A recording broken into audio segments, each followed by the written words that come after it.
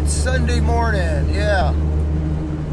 I was really tempted to get up this morning and take the Bronco out for a little drive, a little test drive, maybe up to Big Bear, or maybe out to Sperry out there where the wash, out there at the Deep Creek. But I did get kind of late, so I figured maybe next week.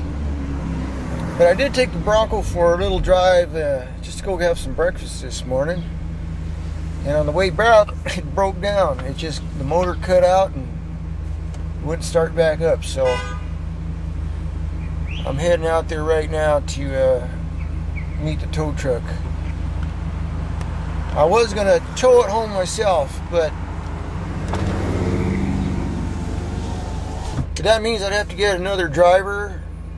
And only people available right now, being it's Sunday morning, is my dad, who's like 80 years old and has a hard time getting inside my truck, getting in and out, so that was kind of out of the question. And my nephew, my nephew's home right now, but he don't have a driver's license, so I'll just call it AAA. So I walked home, and I'm heading back out there right now to meet the tow truck driver. Well, I'm back home, and lucky for me I got AAA, so no charge on the towing. Now I got to figure out what's wrong with this. So first thing I'm going to do is hook my little scanner up to it and see if I got any codes in there. I just scanned it, and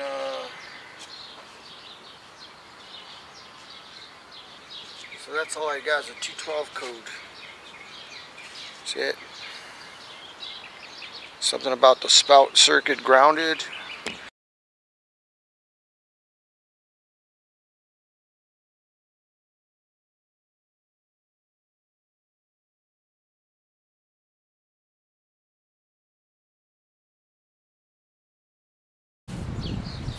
All right, I had a good question this morning from my dad. I was telling him, about me breaking down and all that. And anyway, I found the problem. I had a little loose wire on the coil. I guess it's one of the primary or secondary wires through the coil.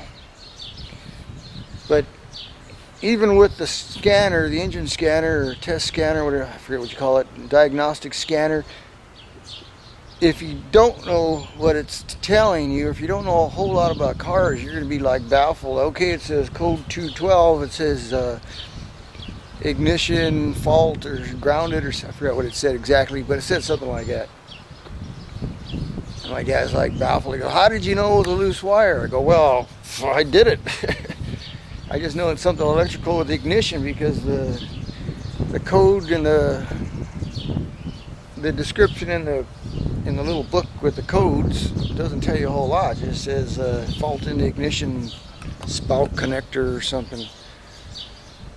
So you just go around, you jiggle the wires around, by the coil, by the control module. The control module is on the fender well, and what else could it be? Got little wire connectors. First of all, always check your little connections. That's what it was, bad connection on the coil. So I guess it's just from the experience, that's why I just kind of share this stuff with you guys. I didn't know where to look. I mean, well, I had a general idea where to look, somewhere in the ignition, but just...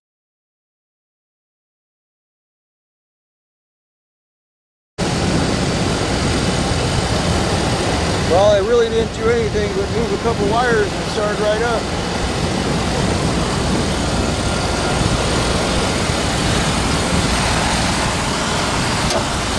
Got the ignition module in here.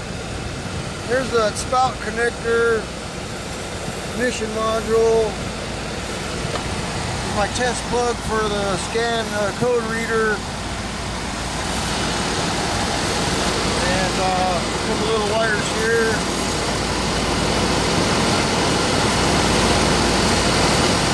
There you go, right there. Shoot. That's it. What the heck is that? Here's my broke. All right. this here plugs into the coil, okay? This is the plug.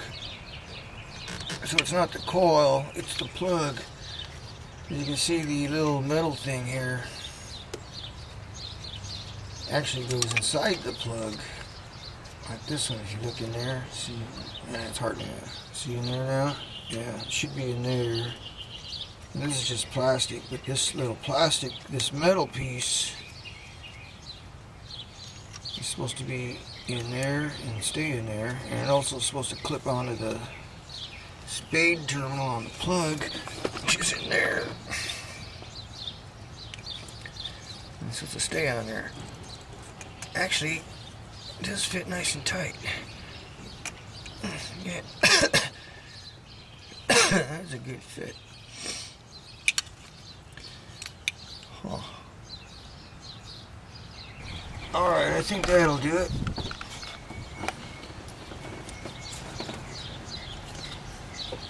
It's tight in there now. That's good, and that should be it. Well, I'm glad that's all it was, and like I said, lucky for me, I got AAA, so I didn't have to pay for a tow truck. So, that should do it.